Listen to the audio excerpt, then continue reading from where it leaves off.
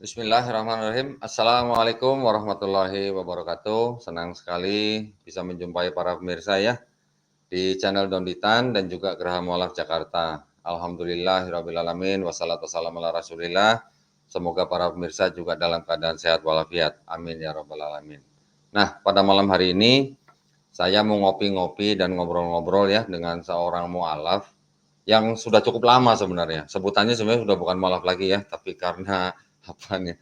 Nah, ini adalah seorang mualaf dari kota Surabaya ya. Panggilannya namanya Vincent. Nanti kita akan segera dengarkan kisah dari Vincent gitu ya. Sebelumnya, sebelum kita mulai, kita saksikan dulu yang mau lewat sebentar ini ya.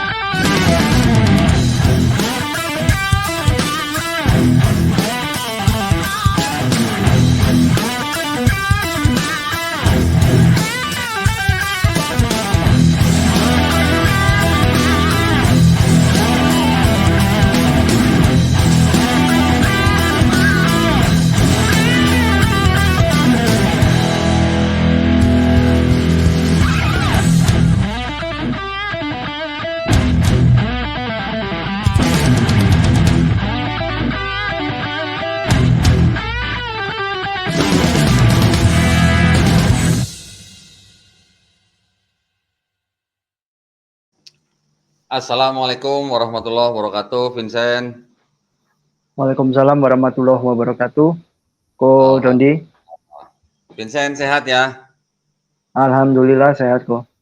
Sehat. Vincent nama lengkapnya siapa? Vincent siapa? Vincent Gunawan kok. Vincent Gunawan. C-nya apa berarti? Saya Ko.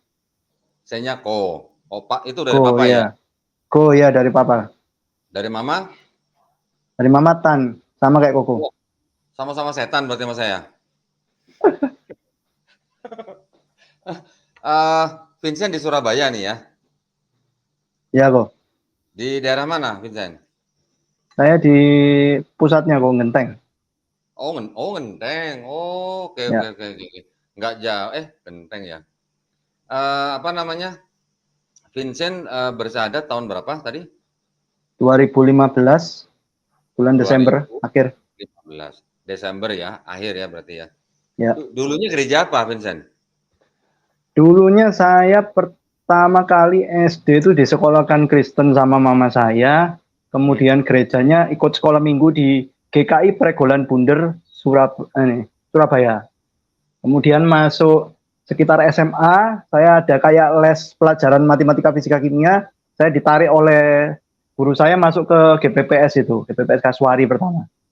Oh, Gereja Pantai Kosta Pusat Surabaya ya? Pusat Surabaya. Pertama Kasuari, sampai nanti beberapa waktu lama, ya konflik sampai gedungnya itu mau dibeli sama gereja lain. Akhirnya kita Kasuari, masih sama Kasuari, cuma ikut di GPPS Gatotan.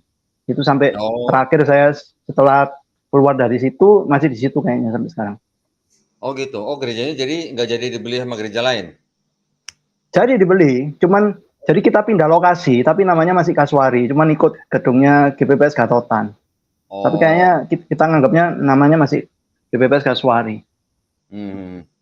Ada gereja lagi yang mau dijual, Sen?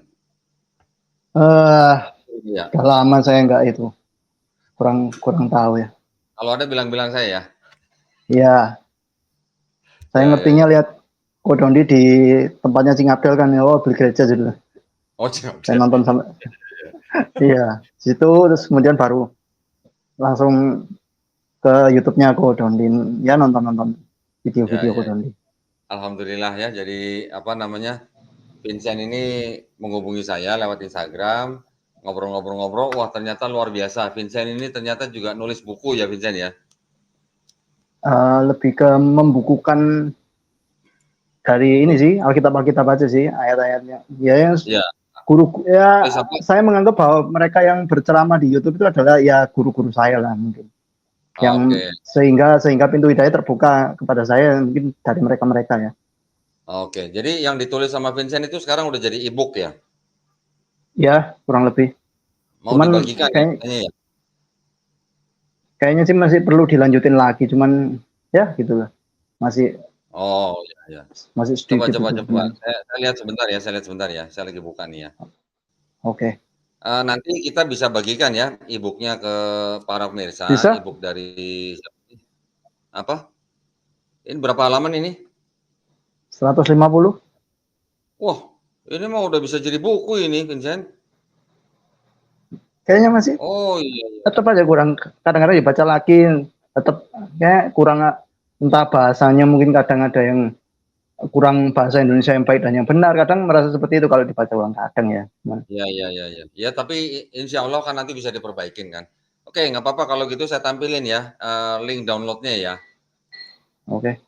Nah, ini adalah e-book gratis dari Vincent, itu gimana bacanya? bit.ly, apa Nah, namanya, garing find the slash truth ya. ya, huruf besar kecilnya itu sesuai itu ya. Oh ini case sensitif ya?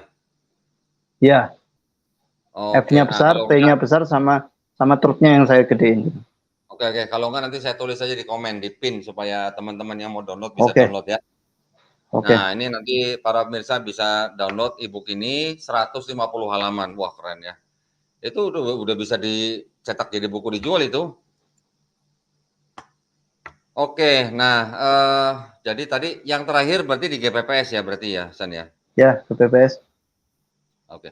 Saya juga dulu pernah GPPS tapi yang di Jakarta, di Jembatan 5. Oh, saya kira Surabaya. Enggak, pendetanya yang di Jakarta itu juga asli orang Hmm. Surabaya.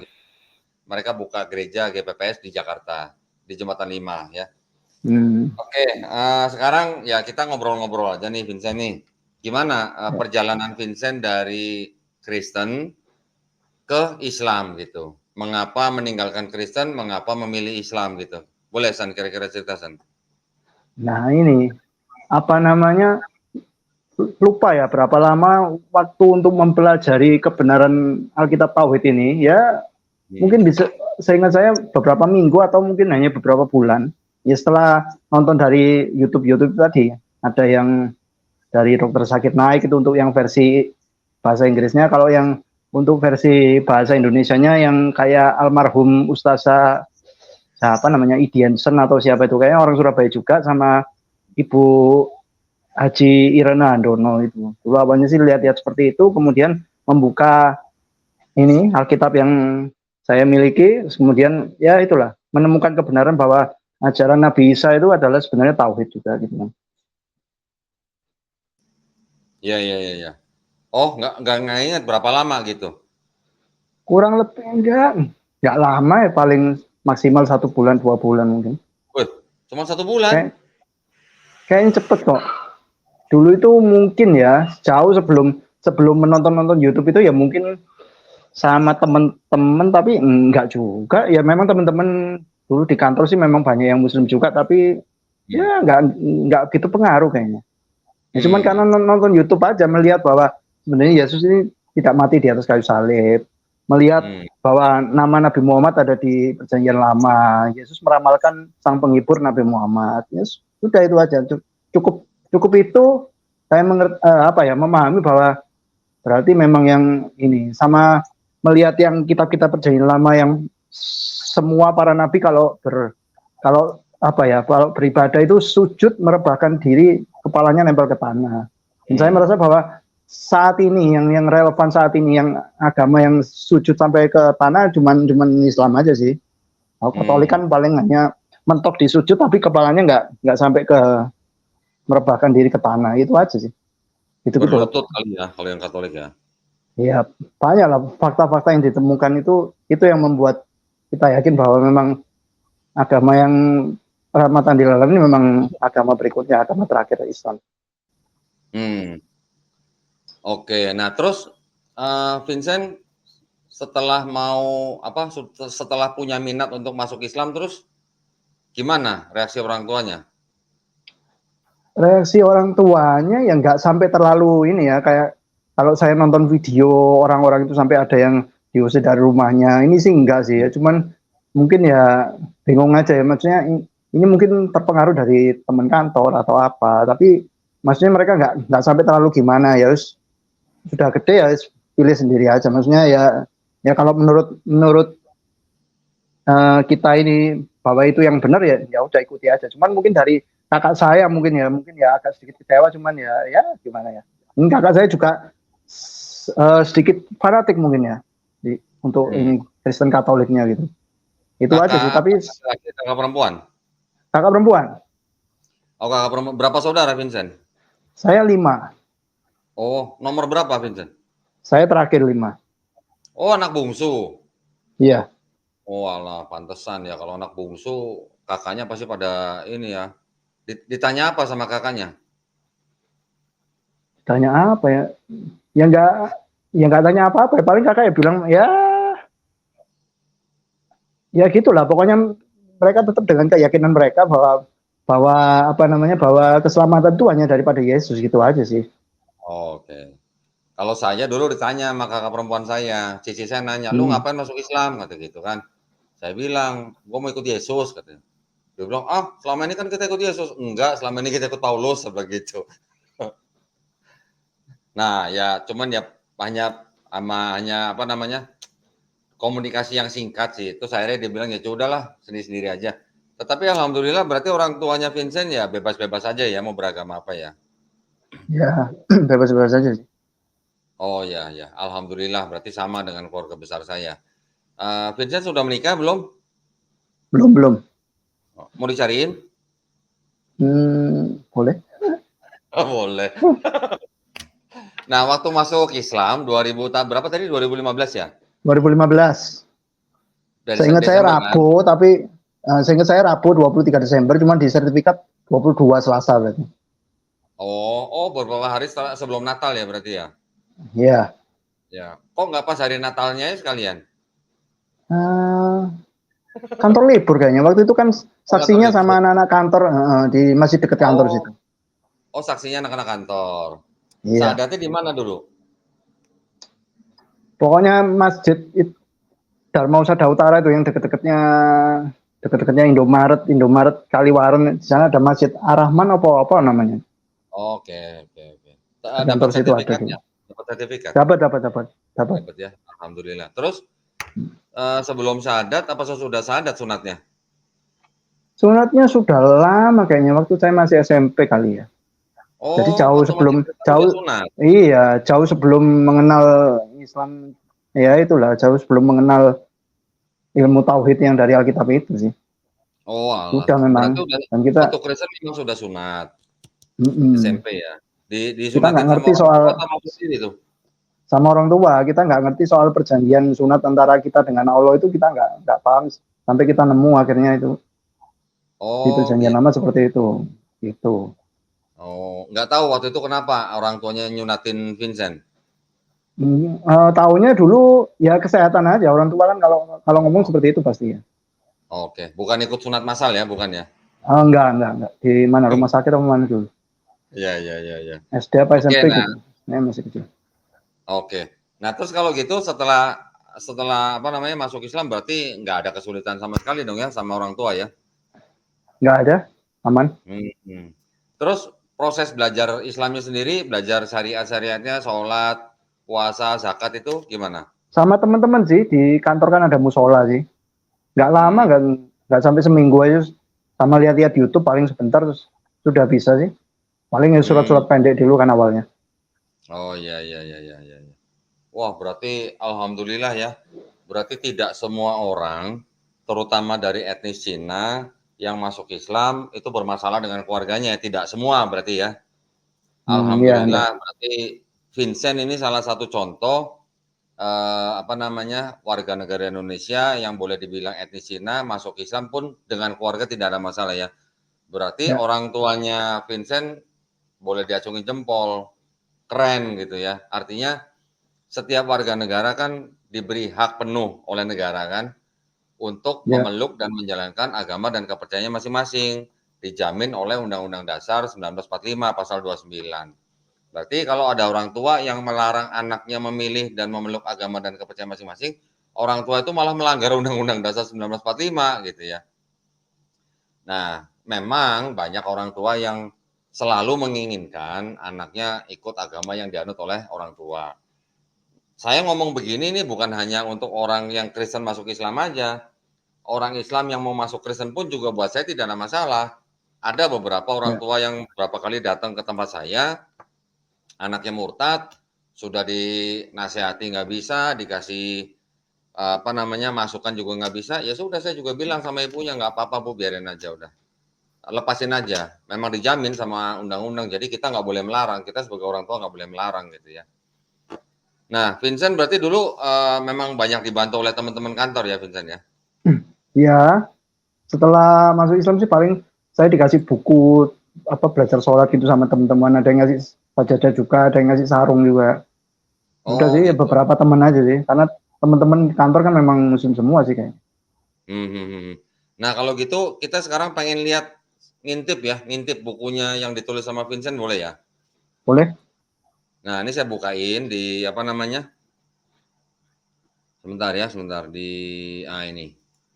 Nah ini teman-teman kalau yang mau ngintip bukunya Vincent boleh nih. Saya buka sebentar nih. Nah itu ya.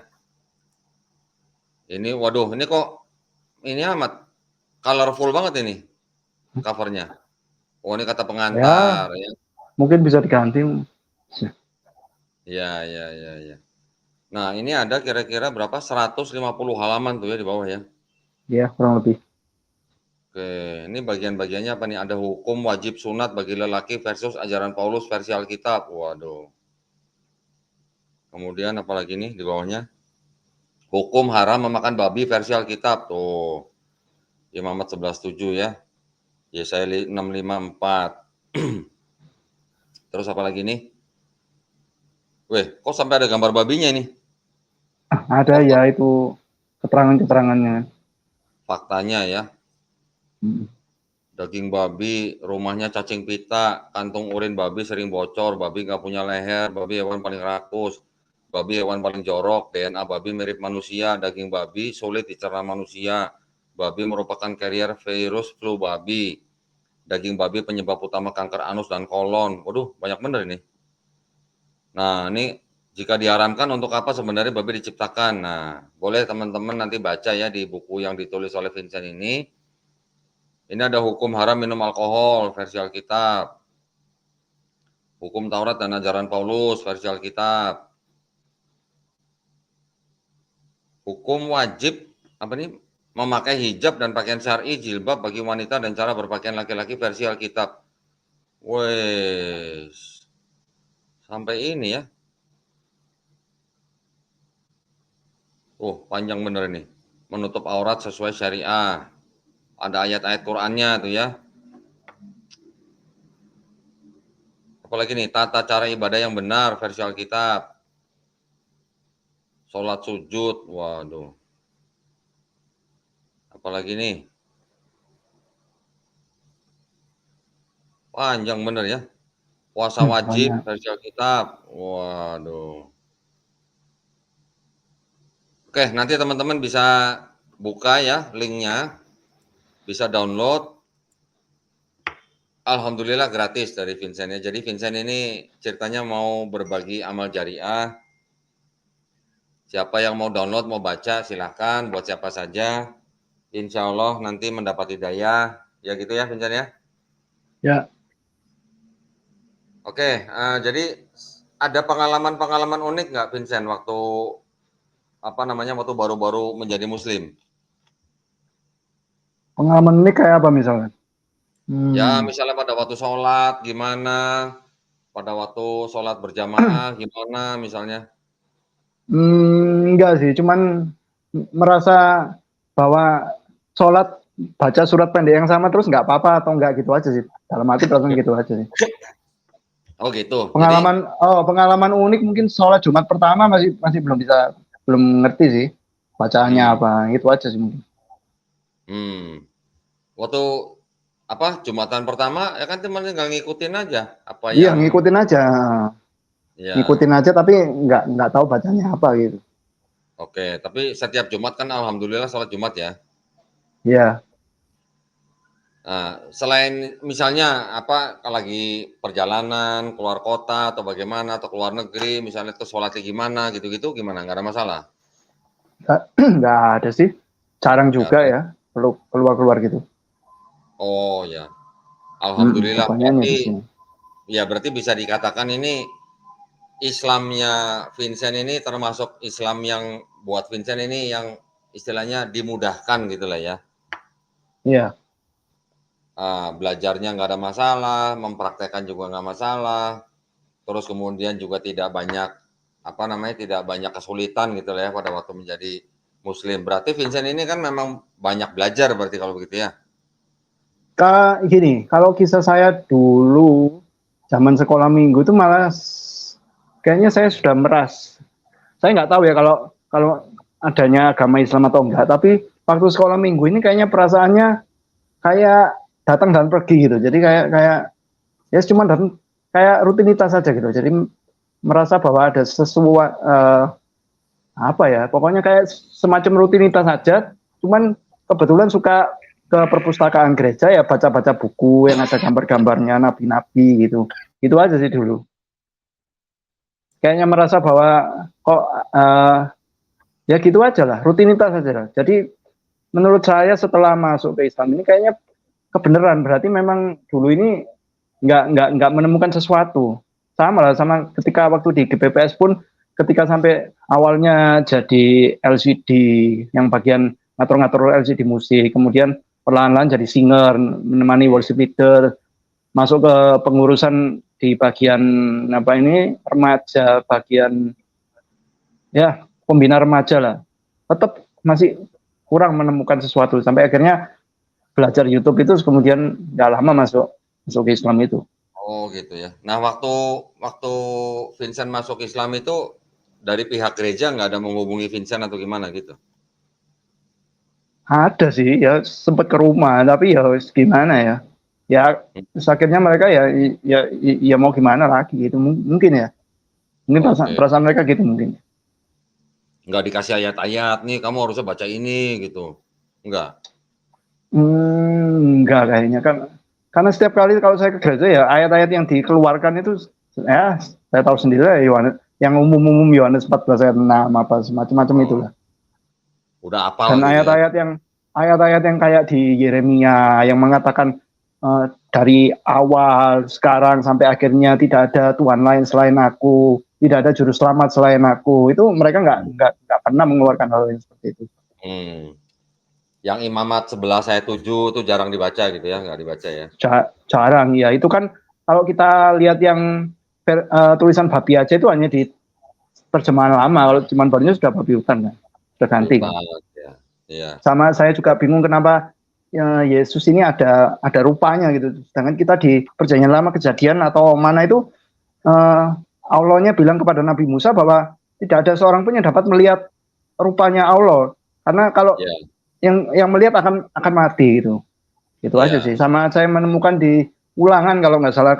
Jangan kau biarkan ini apa mayat itu lama-lama berada di tiang gantung. Saya menurut pemikiran saya tiang gantung itu adalah sama dengan kayu salib. Jadi kalau terus ada kelanjutannya orang yang berada di dalam tiang gantung terkutuk bagi Allah. Nah berarti kan Hmm. nggak mungkin kalau Yesus ada di tiang gantung karena kan menurut Taurat kan terkutuk. Itu aja sih. Iya. Itu salah satu yang saya temukan. Hmm. Nah, masalah trinitasnya waktu itu gimana? Sudah jadi enteng aja begitu buat Nah, Trinitasnya aku juga masih nggak paham gitu. Jadi dalam internal sendiri pun ketika aku masih sama-sama mereka ya masih nggak ngerti aja gitu. Satu tiga itu gimana? Masih nggak paham lah gitu. Konsep satu tiga itu gimana? nggak Apalagi paham. sudah ya nggak paham aja gitu. Satu kok bisa jadi tiga ini? Maksudnya yang menciptakan kok bisa wujud jadi tiga ini kan aneh aja gitu. Nggak masuk di akal aja gitu. Apalagi Oke. sudah Mungkin mungkin Vincent waktu itu nggak dijamah Roh Kudus.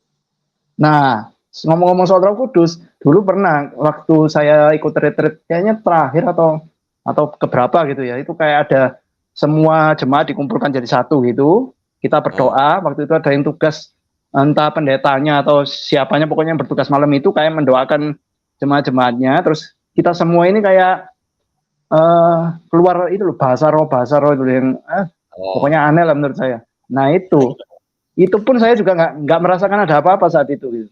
Yang lain ada yang nangis, ada yang apa gitu. Masih ingat nggak bahasa rohnya dulu gimana? Sandal lawas apa sih raba-raba? Sira Barata kayaknya. Hah? Atau sama ya. Saya lupa. Ya itu yang awal tuh kayaknya. Yang awal deh. Apa sandal lawas? Itu bahasa roh itu pun bukan hanya terjadi saat retreat, saat kebaktian hari Sabtu jam 6 sore itu pun selalu, biasanya kadang selalu pasti ada itu. Ya, ya, ya, ya. Ya itu memang udah ciri khasnya GPPS ya. Ya, Udah ciri itu khas sih itu. yang aku masih masih nggak ngerti bahasa apa itu dan nggak paham aja gitu. Oh, Vincent nggak bisa bahasa roh berarti. Bisa tapi ya mungkin yang ngikut aja, ngikut temennya gitu. Saat itu yang ngerasanya bahwa ini kayaknya cuman cuman ngikut aja gitu kan. Saat itu kayak ngerasanya gitu sih, bukan bukan yang tiba-tiba keluar sendiri gitu enggak. Oh, iya berarti kalau kata pendeta Vincent itu nggak ada jamahan Roh Kudus berarti itu. Hmm. Iya, iya, iya. Berarti kita sama sebenarnya pengalaman kita sama dulu sebenarnya Vincent. Memang Ya, rata-rata memang kalau yang jemaat di gereja, terutama yang Pantekosta ya, ya. memang rata-rata yang dipermainkan itu adalah psikologinya gitu kan. Hmm. Nanti bisa sampai nangis-nangis, guling-guling juga ada gitu kan. Ya itu memang ya begitulah kira-kira gitu ya. Berarti pada waktu Vincent meninggalkan Kristen itu sudah dengan ringan ya gitu ya? Nah, Enteng gitu ya? iya, Paling hanya mempelajari, apa namanya, ayat-ayat yang tadi mungkin didapat dari dai-dai ya kayak Dokter Zakir Naik gitu ya? betul. Iya, Saya iya, sampai iya. sekarang sih masih suka sih kadang kalau nganggur ya masih suka lah nonton nonton kayak video kodong diri. Nonton kodong diri kayak saya merasa balik ke nol lagi, kayak ilmunya terlalu tinggi itu. Waduh, Istimewa kan? enggak lah. Dengan buku-bukunya ya. Karena saya kan belum pernah melihat semasif itu bukunya. Selama ini saya kalau cari-cari data kan paling hanya lewat internet kan. Iya, iya.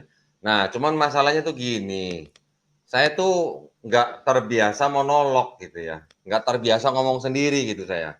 Jadi Hmm. saya kalau mau bikin konten itu memang harus ada teman bicaranya gitu. Nah, sebenarnya apa yang sudah saya sampaikan di YouTube saya, itu sebenarnya masih banyak yang belum saya sampaikan.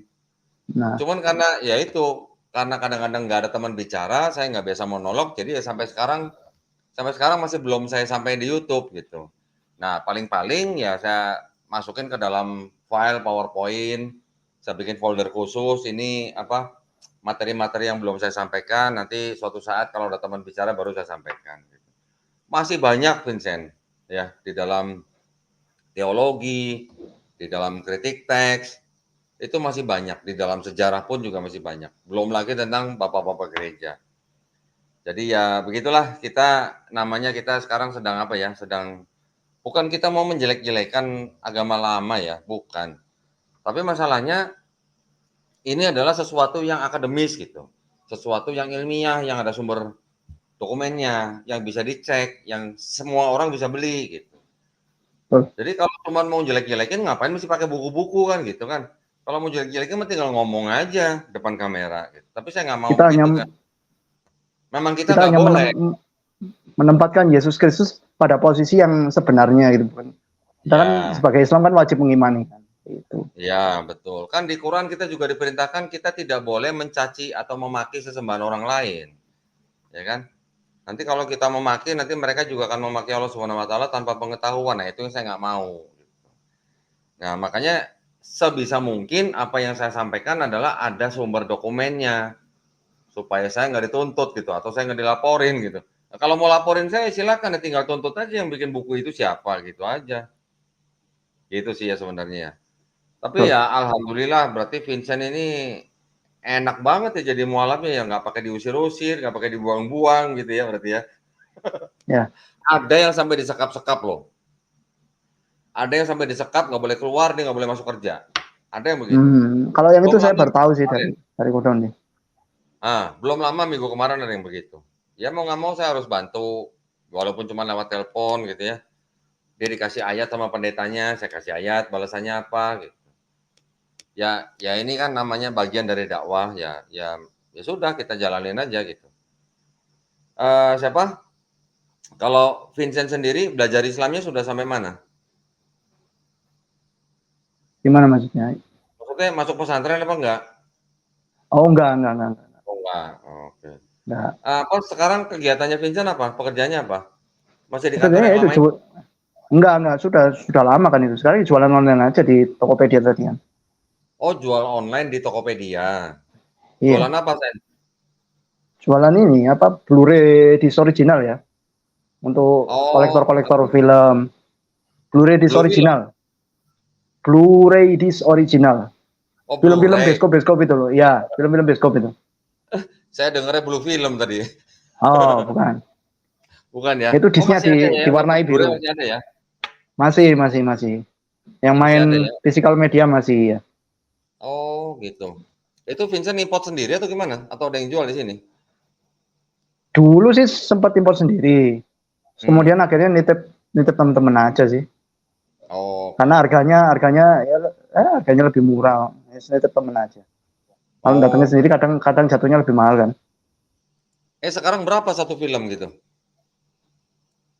Murah paling ratusan ribu lah segitu. Satu film ya. 100-an ribu? Di bawah 200 Ratusan ribu? ribu, oh, iya. 200 ribu ke Oh. atas sudah masuk yang 4K sudah. Hmm. Saya kalau mau beli film Blu-ray bingung nyetelnya di mana, nggak ada alatnya. Iya, pakai pakai PS bisa, Oh, PS. Ya, ya, ya, ya, ya ya, ya. PlayStation bisa. PS juga nggak punya, gimana dong? Ya, Berarti pakai streaming aja kalau gitu. streaming. Berarti kalau alat Blu-ray-nya nggak punya, PS nggak punya, berarti DL gitu. Tahu nggak DL? Enggak. Oh, Digital loss. tahu. Ah, Iya, iya iya, ya. iya. Eh, Vincent sekarang sama keluarga juga nggak ada masalah berarti ya? Enggak ada. Nggak ada. Makanan gimana makanan? Mamanya suka masak babi Mak nggak? eh jarang ya, tapi ya pernah lah. Pernah tapi ya yang makan ya yang lain. Kita Hmm. selama Oh, ini berarti saya juga bingung sih alat masak juga masih sama, cuman ya gimana ya masih satu rumah juga kan. hmm. Oh, masaknya masih pakai alat masak yang sama ya berarti ya? Iya, cuman kan ya mungkin beliau bilangnya ya kan dibersihkan, dicuci gitu aja sih. Hmm. Cuman di makanannya berarti sama buat Vincent dipisah gitu ya? Iya, cuman jarang sih sekarang. Kebanyakan sekarang Oh, sudah ayam semua sih. Jarang kalau iya, kalau iya. babi. Berarti dulu kalau keluarga makan babi, Vincent cuma dikasih sayur, kangkung gitu aja? Enggak sih ayam-ayam gitu. Oh, ayam aja. Iya, iya, iya, iya. Eh, ada Kalau ada yang yang mau ngagetin gitu kan, ayam gitu. ayam apa tuh? Alhamdulillah, berarti ya kalau begitu ya istilahnya Vincent beruntung sekali ya. Masuk Islam, keluarganya nggak masalah, belajarnya juga cepet, apalagi Vincent bisa memberikan argumen-argumen di bukunya Vincent ya. Ini bukunya ini kalau di-download sama orang, misalnya nih, orang itu non muslim, dia baca bukunya Vincent, terus dia masuk Islam, masya Allah tuh pahalanya buat Vincent itu amal jariah itu, ya. Mudah-mudahan ya, ya kita Men, berdoa aja. Vincent ada pesan nggak buat teman-teman yang baik yang muslim maupun yang belum muslim gitu, Sen? pesen-pesen terus apa ya teruslah belajar, jangan menutup tentang ilmu lah, maksudnya jangan tertutup, terbukalah dengan ilmu dari siapapun orang yang ini ya yang membicarakan tentang apapun lah kehidupan, terutama tentang ini kan kebenaran-kebenaran yang seharusnya dibicarakan. Itu sih, jangan Hmm, tertutup lah, terbuka, berpikirlah dengan simple aja, dengan logika yang seharusnya seperti apa gitu. Itu sih paling open mind gitu ya, open mind gitu ya. ya. Hmm. Ya, ya, ya, ya. sehingga Oh ya, sehingga Vincent itu, nggak jadi kayak pendeta gitu kan, terus pokoknya imani saja gitu kan, nggak oh, carilah tahu kebenarannya. ya kan selain imani kan ada flash, ya kan? Ya, terus sekali ada Tahu kan? BNI Tapkes. Nah, BNI ada Tapkes ada, TPS. iya. Jadi Ah, jangan imani saja, masih banyak pilihan yang lain begitu ah, ya. betul, berisi juga berisi Nyambung juga Vincent ternyata ya. loh. Oke, alhamdulillah. Berarti kalau gitu kan nih Vincent nggak banyak yang diceritain nih. Wah, ini baru setengah jam Vincent, nggak apa-apa? Cuman segitu aja? Apa ya? Oh iya, Sebentar, sorry sebentar. sorry. Itu waktu menyusun buku itu berapa lama Vincent? Saya sih nggak setiap hari gitu ya. Pokoknya senganggurnya aja ya ketik-ketik gitu. Ya lama sih. Kadang ya Berapa lama? males terus ditinggal. Ya nggak sampai setahun lah cepet cuman ketik-ketik aja Oh, dengerin video, ketik-ketik kopi-kopi gitu kan. hmm. Oh, cuman kurang lebih setahun ya? Iya. Ya, alhamdulillah lah. Jadi mudah-mudahan bukunya nanti dibaca orang, bermanfaat gitu ya. Baik, kalau gitu, karena Saya sudah boleh tidak bertanya ada nggak yang ini? banyak gimana? Saya boleh bertanya nggak ini? Di sisi saya Boleh juga boleh. masih banyak sih yang pertanyaan-pertanyaan yang ini sih. Pertanyaan Hmm, yang masih mengganjal juga sebenarnya. Kayak pendeta atau siapapun ya orang Kristen yang ngomong soal Wahyu 22 tentang pohon kehidupan, tentang apa bahwa apa namanya itu adalah merupakan kitab terakhir. Aku adalah hmm. Alfa dan Omega. Nah, itu saya masih kurang kurang begitu mengerti penjelasannya. Gini aja, kalau saya dulu waktu menjadi seperti Vincent itu, kan memang, apa ya, kita kan mencoba selalu berpikirnya selalu in the box gitu kan ya. Ya, Kita harus sekali-sekali menempatkan kita berpikirnya out of the box gitu. Nah, jadi jangan selalu terpaku dengan kata-kata di Wahyu ada kata-kata mungkin Yesus Alfa dan Omega, kitab terakhir, dan yang hal-hal seperti itulah yang sering dikatakan oleh teman-teman yang Kristen gitu ya. Kalau sekali-sekali kita keluar nih dari kotak itu ya, sekali-sekali kita keluar dari kotak itu, karena saya kan akhirnya dulu kan mendalaminya kan mendalami kritik teks, berarti kan juga termasuk sejarah daripada kanonisasi Bible itu sendiri kan. Jadi pasti ada pertanyaan siapa yang menulis kitab Wahyu gitu kan. Nah, karena yang menulis kitab Wahyunya saja memang juga tidak jelas siapa, memang yang menulis mengaku bernama Yohanes ya. Tapi Yohanes Yohanes yang mana? Apakah Yohanes anak Zebedeus? Apakah Yohanes the elder? Nggak ada kepastian gitu kan, nggak jelas gitu loh. Saya Yohanes anak Zebedeus atau saya Yohanes the elder misalnya gitu. Jadi kan nggak bisa dipastikan itu yang menulis siapa. Terus kemudian kitab Wahyu itu sendiri adalah kitab yang boleh dikatakan itu yang paling terakhir masuk ke dalam Bible atau yang dikanonisasi dalam Bible. Kenapa paling akhir? Karena memang sangat sulit dipahami. Isinya juga itu merupakan kalimat-kalimat yang berhubungan dengan eskatologi gitu. Ya, kejadian di masa nanti, di masa datang gitu. Jadi kayak hanya semacam apa ya? Ya boleh dikatakan kayak orang bermimpi di masa depan tuh begini begini begini gitulah. Jadi itu memang menjadi kitab yang memang paling sulit dipahami apalagi oleh jemaat biasa. Martin Luther aja pada waktu dia menerjemahkan Bible dari Katolik ke menjadi kitab Protestan, itu sempat galau mau masukin Wahyu apa enggak gitu. Karena saking galaunya itu, jadi ketahan berapa lama. Ya walaupun akhirnya dimasukin, ya tapi dengan segala segala kegalauan lah ya. Gitu. Bahkan orang-orang yang menafsirkan Bible sendiri juga itu apa namanya mengalami suatu masa yang tidak mudah menerima apa yang tertulis dalam Wahyu. Bahkan ya saya ingat ya kalau kita buka di apa namanya ini eh, Alkitab Sabda ya. Kita lihat aja di situ ada catatan. Kita sharing aja ya, Vincent ya supaya ya. teman-teman yang nonton juga bisa lihat nih. Sebentar ya, saya bukain. Kita baca di Wahyu berapa tadi? 22 ayat 18 ya? Ayatnya sih nggak spesifik kayaknya sih. Sebentar. Sebentar, saya juga bisa baca ini. Alpha Omega itu yang 13. Kalau yang Alpha Oh, Omega. kalau Alfa Omega banyak, Wahyu 1 ayat 8 juga Alfa Oh, Omega. Tadi yang mengatakan ada satu ayat yang juga sering dibahas oleh pendeta-pendeta. Sebentar, kalau nggak salah Wahyu 20 berapa ya? 21 ayat 7, 21 ayat 7. Saya bukain aja biar teman-teman juga bisa lihat ya. Sebentar, saya sharing dulu nih. Jadi ini saya cuma bacain loh ya. Saya Ya. nggak mengarang-ngarang nih. Hmm. Saya buka nih ya sekarang nih. Oke, udah kelihatan kan?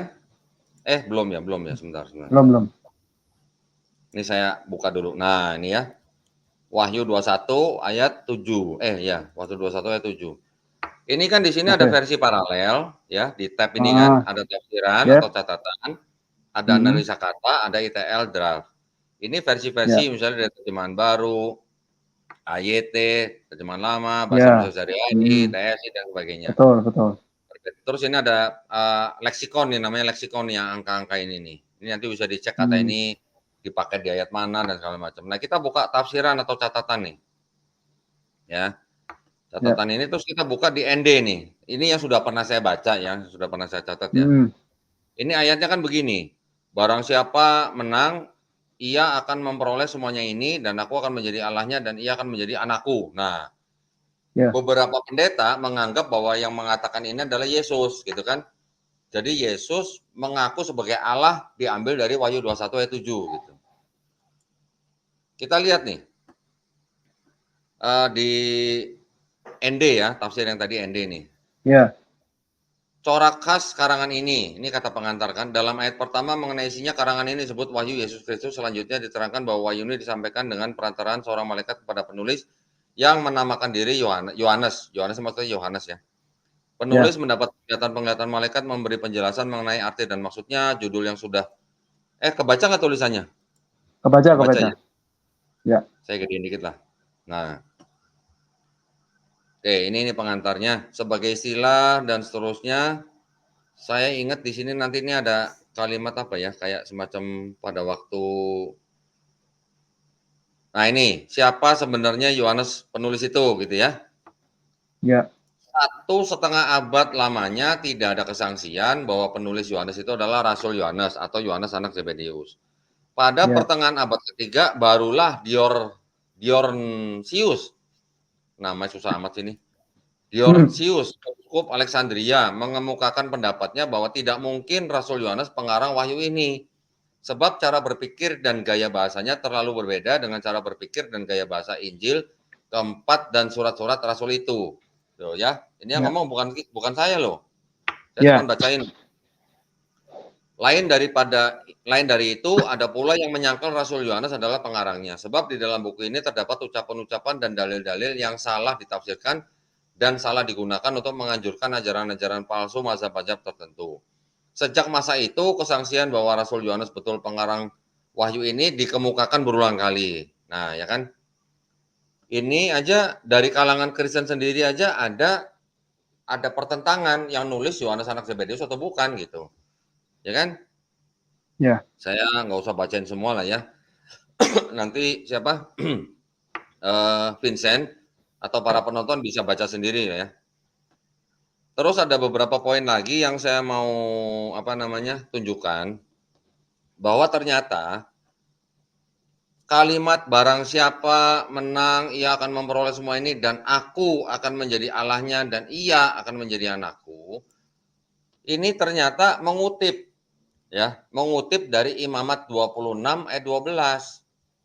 Nah, jadi Vincent kalau belum pernah tahu, dari mulai Matius sampai Wahyu itu hampir 1.000 ayat mengutip dari Perjanjian Lama.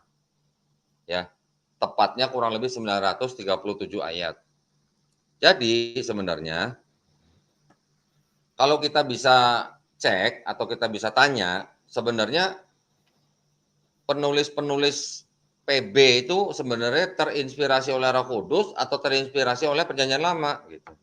Karena hampir 1.000 ayat dikutip dari Perjanjian Lama. Berarti apa? Berarti kan memang penulis-penulis PB itu ya bisa dikatakan terinspirasi oleh penulisan-penulisan di dalam PL. Bahkan kitab Wahyu sendiri itu adalah kitab yang paling banyak mengutip dari Perjanjian Lama. Kurang lebih kalau nggak salah 245 ayat di dalam kitab Wahyu yang dikutip dari Perjanjian Lama. Termasuk yang tadi, yang aku akan menjadi Allahnya gitu. itu ternyata mengutip dari Imamat 26 ayat 12 gitu. Ini kita buka ya sebentar ya. Kalimatnya benar nggak? Jangan nanti dikesangkain saya ngarang nih. Imamat 26 ayat 12. Imamat 26 12. Nah, ini ya. Tetapi aku akan hadir di tengah-tengahmu dan aku akan menjadi Allahmu. Dan kamu akan menjadi umatku. Benar kan? Mirip kan? Ya, mirip. Nah, berarti betul bahwa yang Wahyu 217 itu sebenarnya mengutip dari Imamat 26 ayat 12. Terus kemudian juga masih ada hal-hal yang lain, eh, tapi itu bahasa masalah linguistik lah. Saya mungkin nggak usah bahas di sini yang masalah itu lah ya. Terlalu luas itu. Sebentar, saya mau cari lagi, ada poin lagi yang di dalam Wahyu ini ya. Ini hanya Ya, baru satu contoh ya, apa namanya, Vincent. Ini baru satu oke. contoh di mana di dalam kitab Wahyu itu selain daripada apa namanya, banyak mengutip dari Perjanjian Lama, juga Hmm, kitab ini sendiri menjadi pertentangan di kalangan Kristen sendiri pada waktu apa namanya, mau kanonisasi ke dalam Bible. Oke.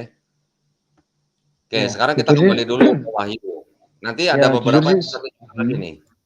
ya, Sebentar ya. Wahyu jujur saya 21 sih ayat baru tahu sih kalau kalau ini ngutip-ngutip dari Perjanjian Lama. Saya selama ini mikirnya kalau nonton Dokter Zakir Naik, pokoknya kalau nggak sesuai dengan ajaran Islam ya anggap aja itu ayat pemalsuan lah, ayat penambahan gitu kan. oh, nah itu. Saya kiranya seperti itu gitu.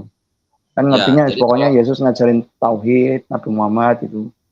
ya, jadi kalau saya waktu itu juga sempat punya pikiran seperti siapa, Vincent, Hmm, mengikuti gaya pemikiran Dr. Zakir Naik, mengikuti gaya pemikiran almarhum Syekh Hamid Didat. Tapi pada waktu saya terjun ke kritik teks, mau nggak mau saya harus out of the box. Saya nggak boleh hanya memperbincangkan tentang ayat-ayat itu sendiri, tapi saya mau tahu ayat itu siapa yang nulis, ayat ini otentik apa enggak, konteksnya apa. Ternyata tuh. saya juga baru tahu pada waktu itu bahwa banyak sekali ayat-ayat di dalam Bible yang ternyata mengutip dari Perjanjian Lama. Nah, ini saya tunjukkan satu lagi nih. Oke. Tadi kan Wahyu mengutip dari Imamat ya. Sekarang Ya. saya tunjukin Ibrani 8 ayat 10 nih. Ya, Ibrani 8 ayat 10. Ibrani 8 ayat 10. Perhatikan di sini. Maka inilah perjanjian yang kuadakan dengan kaum Israel sesudah waktu itu. Demikianlah firman Tuhan. Aku akan menaruh hukumku dalam akal budi mereka dan menuliskannya dalam hati mereka. Maka aku akan menjadi Allah mereka dan mereka akan menjadi umatku. Ini juga kan mengutip juga tadi di Imamat 26:12 kan. Nah, Ya. jadi nggak cuma Wahyu aja yang mengutip dari Perjanjian Lama. Dari Matius sampai Wahyu semuanya mengutip dari Perjanjian Lama. Wahyu malah yang paling banyak gitu. Nah, sekarang kita kembali lagi tadi ke Wahyu. Ada beberapa kalimat juga yang mau saya tunjukin ke Vincent begini. Nanti sabar ya Vincent ya. Masalah Oke. alfa dan omega itu nanti gampang. Oke, saya mau tunjukkan ini.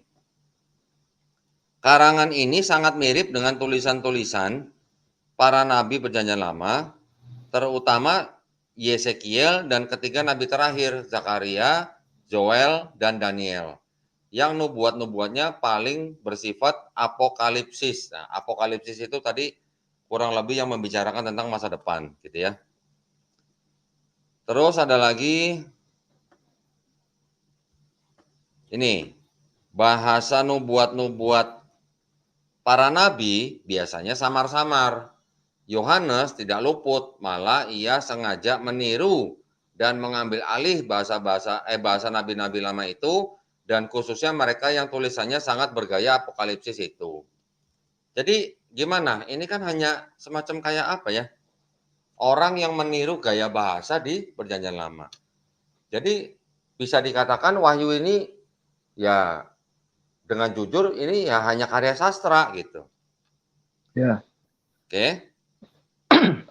Sebentar lagi ini ada lagi nih. Sebentar, yang di bawahnya sudah, tadi udah saya bacain ya, mengenai yang Ya, Rasul Yohanes itu ya, yang ternyata dipertentangkan malah oleh Uskup Alexandria sendiri yang Dionysius itu ya. Nah, sekarang kalau masalah yang misalnya apalagi yang misalnya yang Alpha Omega. Oke, sekarang kalau diklaim bahwa Yesus yang ngomong bahwa Yesus adalah Alpha dan Omega, kira-kira bertentangan nggak dengan kisah Yesus di dalam 4 Gospel? Yesus lahir dari seorang perawan suci, ya kan? Kalau ya. lahir dari seorang ibu, apakah bisa dikatakan yang awal? Nggak, nggak bisa dong. Nggak bisa dong. Kan Kalau ciptaan Yesus dong. kalau Yesus di 4 Gospel diceritakan pernah mati, apakah bisa disebut sebagai yang akhir? Enggak. Karena sudah pernah mati. Sudah pernah mati, walaupun dia bangkit lagi ya, diceritakan walaupun dia pernah bangkit lagi, tapi pernah mati gitu. Kalau pernah mati berarti kan nggak bisa disebut sebagai yang akhir, iya kan? Satu Betul. itu. Yang kedua, di dalam Bible juga ada kisah seorang apa namanya Melkisedek, pernah dengar nggak? Pernah. Coba Cuman kita ya lupa baca. kisahnya apa. Nah, Pokoknya pernah coba dengerin. kita baca. Kita baca ya. Ya, Ini boleh. kita baca dari Bible mereka sendiri loh, bukan dari omongan saya loh. Saya share dulu nih.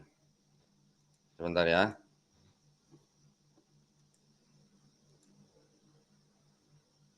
Nah, saya angkat dulu nih. Perhatiin, Ibrani 7 ayat 3. Kristus dan Melkisedek. Ia tidak berbapa, tidak beribu. Yesus berbapa enggak?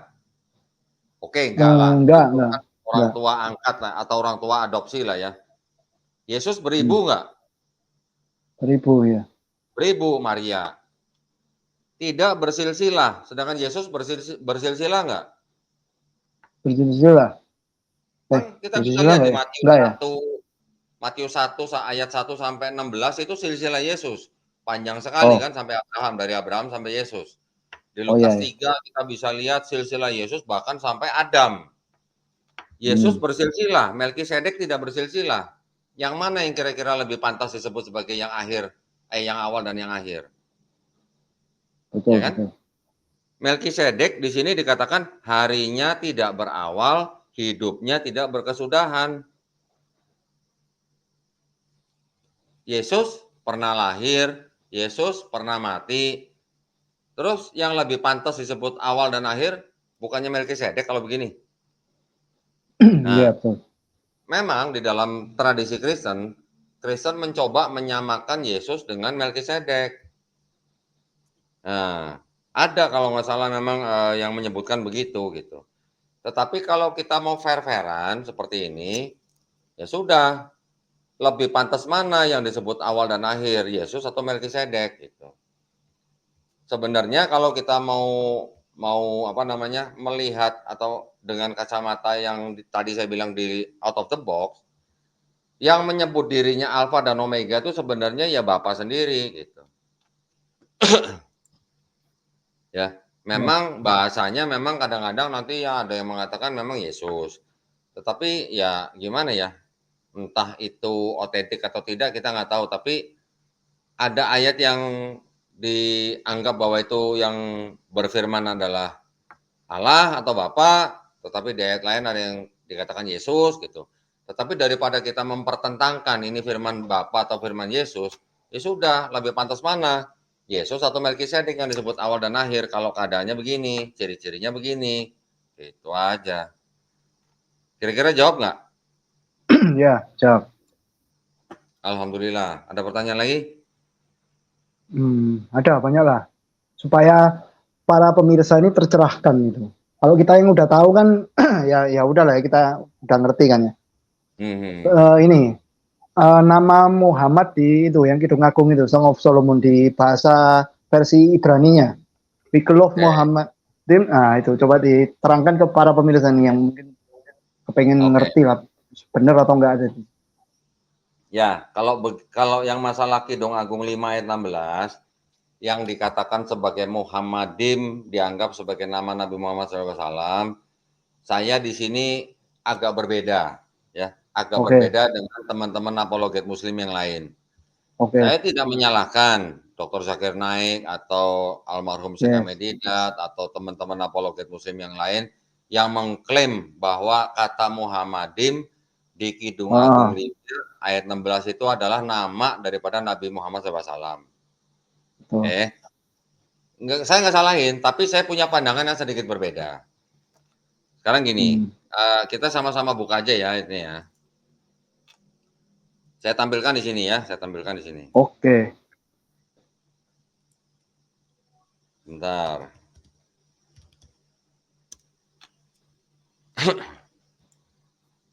Saya buka biblehub.com. Song of Solomon, ya kan?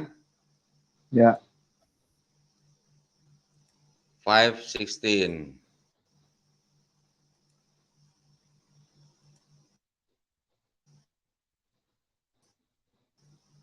Nah, kita langsung lihat bahasa Ibraninya. Ya, ini ya. Sebentar. Oke. Interlinear. Ini kan? Ya. Kurang gede ya? Kurang. Ntar pemirsa nggak kelihatan. Segini? Kebaca nggak? Ya, lumayan Baca lah cukup. ya. Ini udah maksimal nih. Ya. Ya, udah cukup. Nah, ini udah maksimal nih. Jadi kata-katanya Ya. memang Hiko Mamtakim Wekulo Muhammadim Zeh Dodi Weseh Re Benot Yerusalem. Di sini ada kata Muhammadim, ya kan, yang diklaim kan. Kita cek ininya. Strong number-nya itu 4261. Katanya itu yang disebut adalah Mahmad, ya. Artinya desire atau desirable thing. Paham ya maksudnya ya, desire atau desirable thing itu artinya Ya. yang menarik gitu ya. Nah, perhatikan di sini kata yang dimaksud adalah kata Mahmad. Kata Mahmad ini di dalam seluruh Bible-nya Yahudi atau Kristen, kita lihat ke bawah. Itu dipakai atau muncul sebanyak 12 kali nih, lihat nih. 12 Oh ya. occurrence. Ya Oh. kan? Oke. Ada kata Mahamade, Mahamadeha, Mahamadenu, Mahamadim, Mahmad, Umahamadai. Ya, ini 2 kali, 2 kali, 1 kali, 1 kali, 5 kali, dan 1 kali. Ya. Pertanyaan saya gini, kalau kata yang disebut dengan Mahamadim itu, misalnya terjemahannya kita ganti dengan kata Muhammad, kira-kira terjemahannya jadi masuk konteks apa enggak gitu kira-kira? Enggak kayaknya ya. Kayaknya enggak ya? Kalau di yang lain-lain tadi yang banyak itu ternyata masih banyak lagi, mungkin kayaknya enggak deh. Nah, saya baru nanya yang di Kidung Agung dulu. Kalau yang di Kidung Agung ini, kata Mahamadim ini saya ganti dengan Muhammad, terus terjemahkan menjadi kata Muhammad di dalam bahasa Indonesianya, kira-kira matching nggak dengan arti atau konteks ayatnya? Kira-kira? Kalau yang saya ini ya, dalam pikiran saya, itu berpikiran bahwa yang di sini ini, yang putri-putri Yerusalem ini sedang membicarakan sosok, atau mungkin bahkan ada sosoknya orangnya di situ. Gitu. Selama ini yang saya pikirkan sih itu sih. Bahwa ada sosok Oke, Muhammadnya itu, Nabi Muhammadnya itu. oke. Karena memang Tapi memang menurut saya, Nabi Muhammad ini terpuji omongannya apa segala macam yang sesuai terjemahan bahasa Indonesia sih kalau menurut saya segitu selama ini ya. oke, oke. Memang artinya Muhammad tadi kan yang menarik atau yang terpuji ya. Oke. Sekarang kalau kata Muhammad itu kita ganti dengan kata Muhammad, kira-kira terjemahannya nyambung nggak gitu? Pertama itu ya. Oke, nggak usah dijawab dulu nggak Hmm, apa-apa. Terus ya, kemudian kalau kita lihat tadi yang ada 12 kali di dalam ayat lain, ya. Ini kan ada ya, ini kan ayatnya kan? hmm, Sebentar ya, sebentar. Sebentar ya, sebentar ya. ya, Ada telepon masuk nih sebentar nih. oke,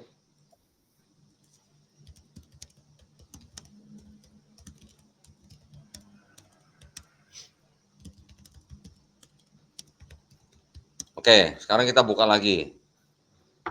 Ini ada kata tadi di mana? Lamentation 2 ayat 4 ya. Oke. Ada kalimat begini, all that were pleasant to the eye.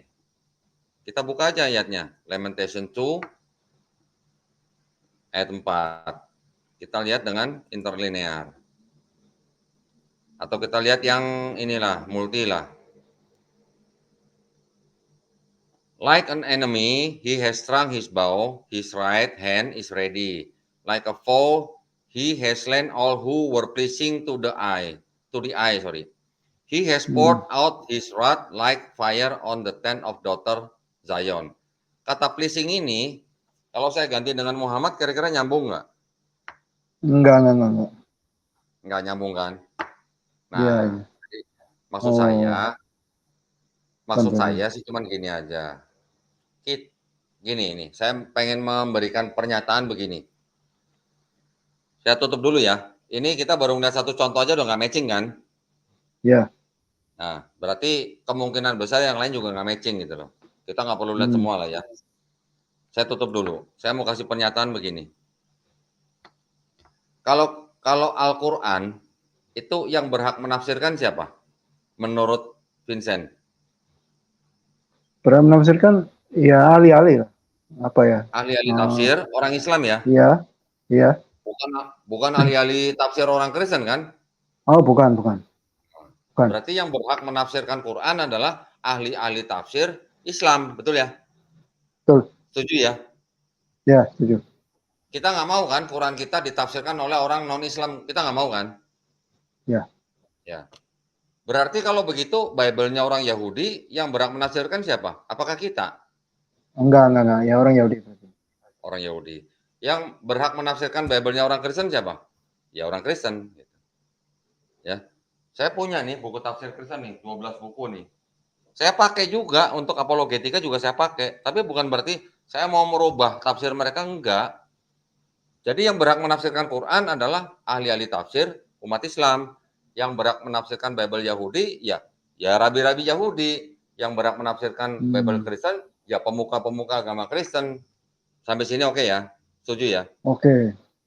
Nah, sekarang kita baca atau kita buka di surat Al-A'raf ayat 157. Oke. Dikatakan di situ bahwa mereka beriman kepada Rasul yang ummi yang namanya tertulis di dalam Taurat dan Injil. Oke. Oke. Pertanyaannya, nama Nabi Muhammad SAW ada nggak di Bible-nya Yahudi dan di Bible-nya Kristen? Nah, itu kalau pertanyaan ke situ, saya pernah tahu yang soal ini, sang penghibur itu tadi. Itu gimana itu? Ada namanya nggak? Yang kalau sepengetahuan saya yang saya tulis di buku adalah Paraklit sama Parakletos. Kalau selama ini orang Kristen kan menganggap bahwa sang penghibur itu adalah Roh Kudus. Kalau saya browsing lewat tadi itu Bible apa itu website itu, Parakletos itu memang benar Roh Kudus. Kalau Paraklit ini diartikan dalam bahasa Arabnya Ahmad ya menurut video-video yang Oke. beredar sih sebenarnya. Oke. Siapa yang bisa menjamin bahwa kata Parakletos itu identik dengan nama Muhammad? Oh enggak, Parakletos malah yang Roh Kudus. Paraklit yang Gini, yang bukan Ahmad. Paraklit. Bukan Paraklit, tapi dari Parakletos menjadi Periklitus. Nah, bukan Paraklit. Parakletos bahasa Yunani. Pada waktu di dalam argumen salah seorang muslim, kata Parakletos ini disamakan dengan kata Periklitus. Nah, kata Periklitus ini yang diklaim menjadi sosok Nabi Muhammad SAW. Tetapi apakah siapa yang bisa menjamin bahwa Periklitus ini identik dengan kata atau nama Muhammad? Kan itu tadi kan hanya kata di dalam bahasa Yunani yang nama itu bukan tidak sama dengan kata Muhammad gitu loh. Kalau yang disebut yang dari bahasa Ibraninya kan Mahmad atau Ahmad, ya kan? Jadi karena di dalam Bible-nya Yahudi dan Bible-nya Kristen tidak jelas-jelas tertulis nama Muhammad, pertanyaan saya jadi gini, apakah Bible-nya Yahudi dan Bible-nya Kristen itu adalah Taurat dan Injil yang dimaksud oleh Quran?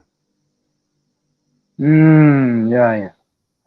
Sepertinya sih enggak sih kan, karena kalau lihat dari video code ini kan dengan berbagai macam tumpukan-tumpukan dari kitab-kitab ini digabung jadi ini, kemudian baru terbentuklah perjanjian lama yang sekarang yang kita lihat itu.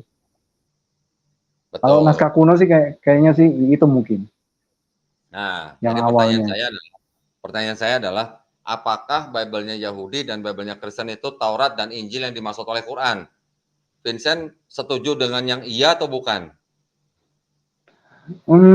Kalau setelah lihat dari video code Andy, kalau mengarah ke naskah kuno kayaknya sih enggak sih. Sekarang pemikirannya jadi lebih terbuka lagi, jadi lebih ngerti lah, lebih paham. Oke, setuju ya berarti sama saya ya. Bahwa Oke, Bible-nya Yahudi dan Bible-nya Kristen itu bukan Taurat dan Injil yang dimaksud dalam Quran. betul. Karena yang dimaksud dengan kitab, kitab itu tidak selalu berbentuk wahyu, tidak selalu berbentuk buku. Kitab itu juga bisa wahyu, hukum, ketetapan, perintah, ya. Jadi kalau disebut kitab Taurat, kitab Zabur, kitab Injil, belum tentu harus berbentuk buku seperti ini. Bisa juga itu adalah wahyu, bisa juga itu adalah hukum, bisa juga itu adalah ketetapan, bisa juga itu adalah perintah, ya. Sekarang pertanyaannya lagi, kan tadi kan Taurat, Zabur, Injil. Taurat, Zabur, Injil itu apa? Taurat, Zabur, Injil adalah wahyu-wahyu yang diturunkan Allah Subhanahu wa taala kepada nabi dan rasulnya untuk Bani Israel pada zaman itu. Setuju nggak, Vincent? Setuju ya. Setuju. Kalau begitu yang namanya wahyu seperti apa?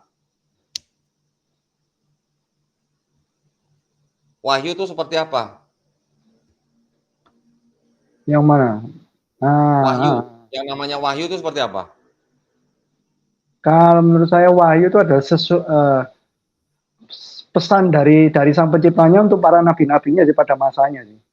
Ya, ya. Pesan atau pengetahuan lah ya. Ya, Ya. Kalau ilham, kita bisa hukum dapat lah, ilham nih, hukum. kita nih. Manusia biasa kita ya. Kalau wahyu biasanya dikhususkan untuk nabi kan ya. Ya, jadi Ya, kalau wahyu untuk nabi, kalau ilham bisa untuk kita. Kita sambil ngopi bisa dapat ilham gitu lah ya. Jadi ya. wahyu-wahyu itu adalah pengetahuan yang memang diterima oleh si nabi ini yang langsung masuk ke dalam kolbu kan. Ya. Nanti apa yang dikatakan oleh nabi ini kepada umatnya, ya itulah wahyu yang diajarkan kepada umatnya gitu. Nah pada waktu nabi ini meninggal, wahyunya kemana? Wahyunya kemana ya? Ke ke kitab-kitab itu ya, di apa ya? Dibukukan kali ya? Di apa? Nah, Bingung kalau juga ya. dibilang Kalau dibukukan, kalau dibilang dibukukan, eh, kalau dibilang dituliskan. dibukukan, Hmm. apakah kitab Tanakh, ya kitab Tanakh Bible-nya orang Yahudi itu yang menulis pengikutnya Musa, langsung yang pernah kenal dengan Musa? Kita nggak bisa ini sih, nggak bisa memastikan juga ya. Dari sejarah bisa, dari sejarah. Oh, Nabi Musa hidupnya abad berapa? Kira-kira 13-12 lah ya, atau 14-13 lah hidupnya lah. Sedangkan Bible-nya Yahudi itu berdasarkan apa namanya literasi-literasi yang ada disusunnya tuh baru di abad kelima sebelum Masehi, abad 5 sebelum Masehi. hmm, Kira-kira tahun 450 sebelum Masehi. Tahun ya. 450 dibandingkan dengan tahun mungkin sekitar 1300 atau 1200-an. Beda berapa tahun? Udah hampir 1 milenium kan bedanya kan? Ya. Hampir 1000 tahun. Nah, Nah, yang berarti sudah bisa terbukti memastikan bahwa kebenarannya itu, nah, gimana? yang bisa memastikan kebenarannya itu gimana kan? Karena caranya terlalu ini ya, terlalu jauh sekali ya. Iya, iya. Tapi bisa Hmm, ditelusurin bisa gitu. Bisa hmm, ditelusurin. Nah, nanti gini. Jadi ini berdasarkan sejarawan loh ya. Bible-nya Yahudi baru disusun kira-kira tahun 450 sebelum Masehi. Sedangkan Musa hidupnya kira-kira abad 14-13 sebelum Masehi. Ada jarak yang begitu jauh gitu. Jadi tidak mungkin Musa yang menulis kitab Tanakh. Torah aja tidak, apalagi Tanakh gitu. Torah kan bagian dari Tanakh gitu kan. Nah, apakah Nabi Daud yang menulis Zabur? Juga tidak. Karena Nabi Daud hidupnya kira-kira di abad ke 10 atau 11 sebelum Masehi. Begitu juga dengan gospel atau yang disebut dengan apa namanya? Bible-nya orang Kristen. Apakah itu tulisan dari Yesus dan pengikut-pengikut Yesus? Nanti dulu gitu. Menurut ahli-ahli perjanjian baru, yang menulis 4 gospel, Matius, Markus, Lukas, Yohanes, itu juga ternyata bukan orang-orang yang saksi mata langsung, juga bukan yang mengenal saksi mata langsung. Artinya orang-orang yang tidak pernah ketemu Yesus. Yang menulis orang-orang yang berpendidikan tinggi, yang tidak tinggal di Palestina, mereka menggunakan bahasa Yunani, sedangkan murid-murid Yesus berbahasa Aramaik. Dan murid-murid Yesus adalah orang-orang yang tidak terpelajar. Ada itu ayatnya di Kisah Para Rasul. Dan jarak penulisannya dari mulai Yesus nggak ada, itu penulisannya kira-kira baru 35 atau 40 tahun setelah Yesus nggak ada. Nanti lebih jauh lagi, Matius, Markus, Lukas, Yohanes, ternyata yang ditulis duluan Markus, kira-kira tahun 65 sampai 70 Masehi. 10 tahun kemudian baru penulis Matius dan Lukas menyontek dari Markus, menambah-nambahkan dengan sumber yang disebut dengan sumber M dan sumber L, ditambah lagi dengan sumber Q. Sumber M adalah sumber dari Matius sendiri, sumber L adalah sumber dari Lukas sendiri, sumber Q adalah kabar berita yang beredar di masyarakat. Terus kemudian kira-kira tahun 95 Masehi baru yang Gospel Yohanes ditulis. Anggap aja yang nulis itu Yohanes anak Zebedeus misalnya. Pada waktu Yesus hidup, Yohanes kan sudah menjadi muridnya. Umur berapa kira-kira Yohanes pada waktu ikut Yesus? Dia dibilang kan murid yang paling muda. Anggaplah umur 20. Yesus dianggaplah disalib kira-kira tahun 30. Yohanes umur 20 pada waktu tahun 30 Masehi, tahun 95 berarti Yohanes umur berapa? 95 kurang 20, 75 tahun jaraknya. 20 tahun tambah 75 tahun, Yohanes umur berapa? 95. Hah, 20 tahun tambah 75 tahun. Iya, 100 95. berarti. Hah? 100. 95 apa 100? Sorry, 20 tambah 75 berarti kan 95 tahun Yohanes kan. 95, iya. Kira-kira orang umur 95 tahun bisa nggak nulis seperti gospel yang Yohanes sekarang gitu? Kira-kira aja. Iya, iya. Kira-kira bisa nggak? Padahal Yohanes yang disebut Nggak bisa. Yohanes anak Zebedeus itu adalah orang yang tidak terpelajar. Ada ayatnya. Saya tunjukin nih. Kisah Para Rasul 4:31 ya, saya buka ya. Kisah Para Rasul 4:31.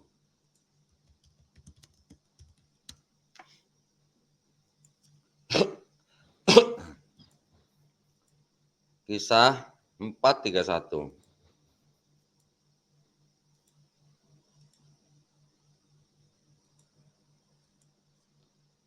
Dan ketika mereka sedang berdoa, goyanglah tempat mereka berkumpul itu. Bukan. Sebentar.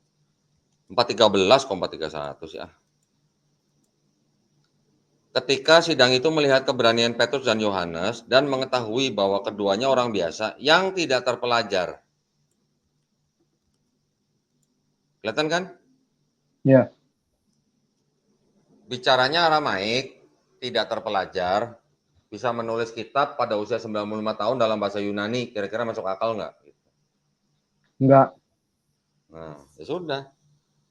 Jadi ya memang bisa diterima gitu bahwa analisis-analisis ahli-ahli perjanjian baru itu yang menulis 4 gospel itu memang bukan orang yang pernah ketemu Yesus gitu. Tadi kita lagi ngomongin konteks apa ya? Kitab-kitab ya yang mengenai yang Kidung Agung ya tadi. Kembali lagi. Berarti tadi Taurat, Zabur, Injil sudah jelas tidak ditulis oleh Musa, tidak ditulis oleh Daud, tidak ditulis oleh Yesus, ya kan?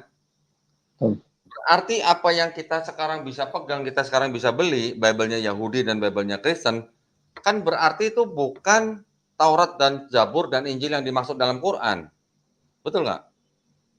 Nah, berarti kalau di Bible-nya Yahudi dan Bible-nya Kristen tidak ada nama Nabi Muhammad SAW, so what gitu loh.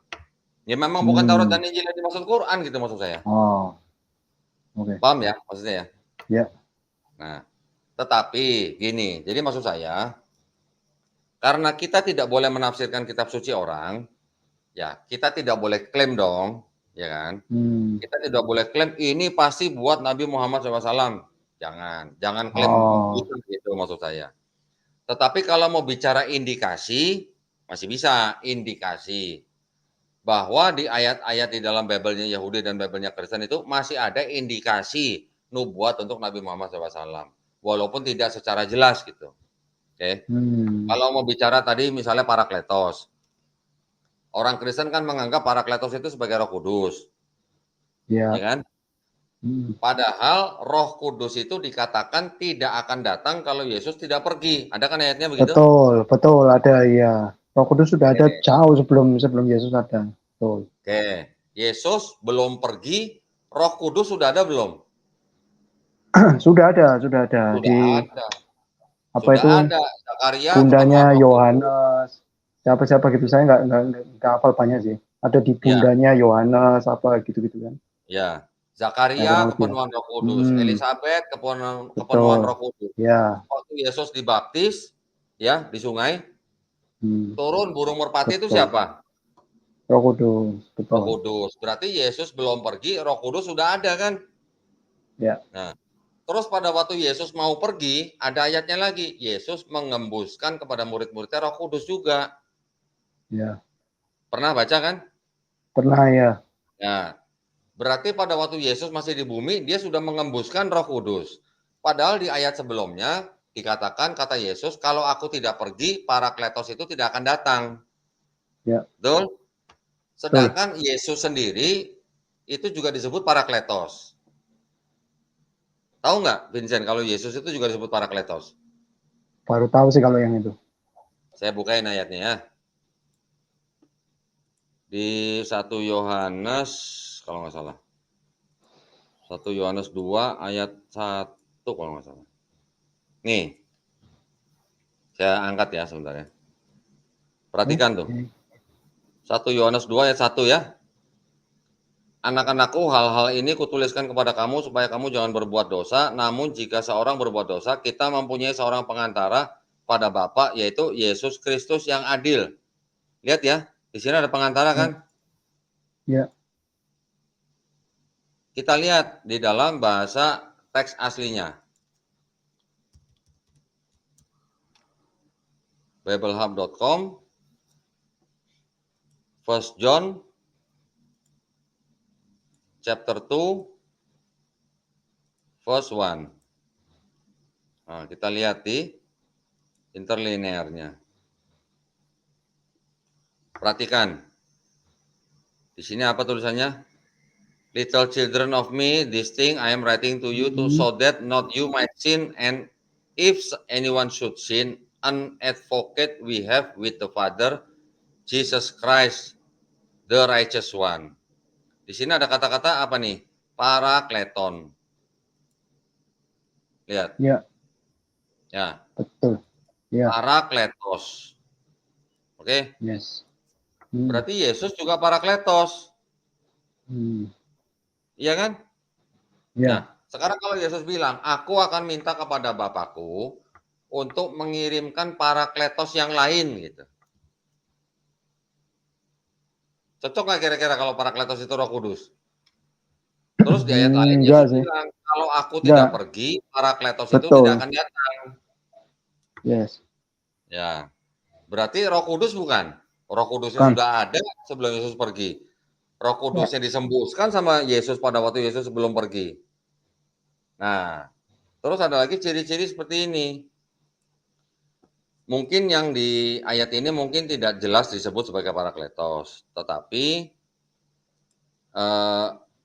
konteksnya masih sama, yaitu roh kebenaran.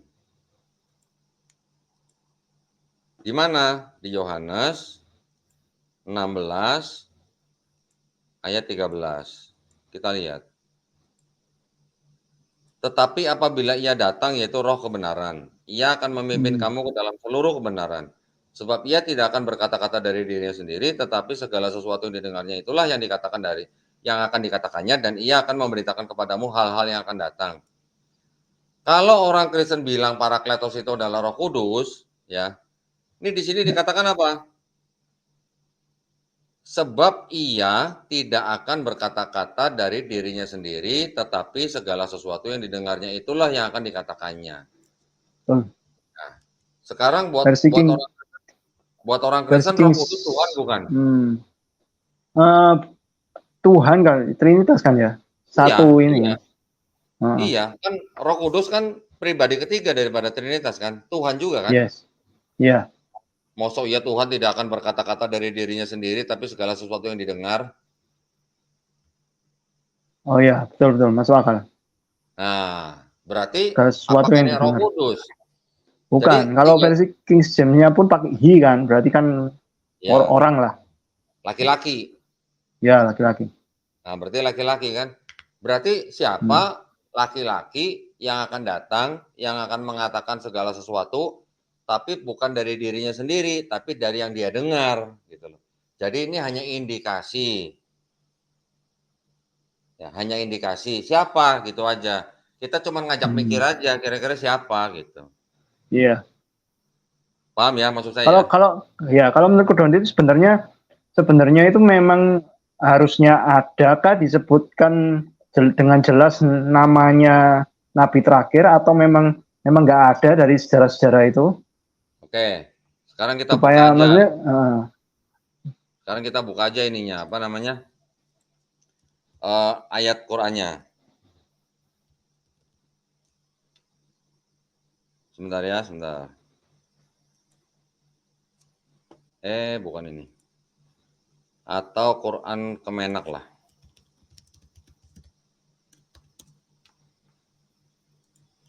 Kita buka surat Al-A'raf ayat 157.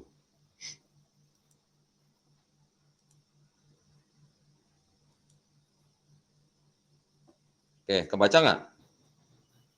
belum tampil di sini. Saya tampilkan dulu ya. Oke, Kelihatan ya. Ini sebentar. surat Ya, Al-A'raf kelihatan. ayat Ya, 157. oke, Ya, kelihatan. kita baca terjemahan aja lah biar cepet nih. Yaitu Oke. orang-orang yang mengikuti Rasul Muhammad, Nabi yang ummi, tidak pandai baca tulis, yang namanya mereka temukan tertulis di dalam Taurat dan Injil yang ada pada mereka. Yang dimaksud Rasul, pasti konteksnya dalam hal ini adalah Muhammad. Walaupun kata Muhammadnya di dalam teks bahasa Arab tidak ada, tetapi secara konteks yang disebut Rasul di sini adalah Nabi Muhammad SAW, ya kan? Ya. Nabi yang umi ini maksudnya tidak pandai baca tulis. Nah, perhatikan di sini yang namanya ini juga dalam kurung nih, Hmm. ya. Di Ya. sini memang di teks bahasa Arabnya tidak ada tulisan namanya gitu. Ismu gitu tidak ada memang. Tetapi mereka temukan tertulis. Kalau tertulis itu berarti yang tertulis apanya? Kalau bukan namanya, maksud saya gitu. Hmm. Ya pasti namanya yang tertulis kan. Ya. Di dalam apa nih? Di dalam Taurat dan Injil yang ada pada mereka. Mereka ini siapa? Bani Israel gitu. Jadi di dalam Taurat dan Injil yang diterima oleh nabi-nabi yang menerima wahyu-wahyu itu namanya tertulis gitu loh.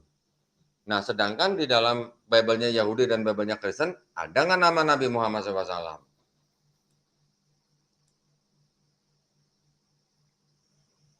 Kan nggak ada.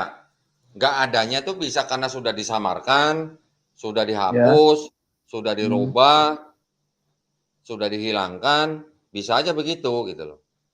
Ya, tetapi karena memang sudah tidak ada namanya, ya sudah berarti Bible-nya Yahudi dan Bible-nya Kristen itu bukan Taurat dan Injilnya yang termasuk atau yang disebut oleh Oh, Quran, gitu aja. oke. Ya, kalau saya pandangannya seperti itu.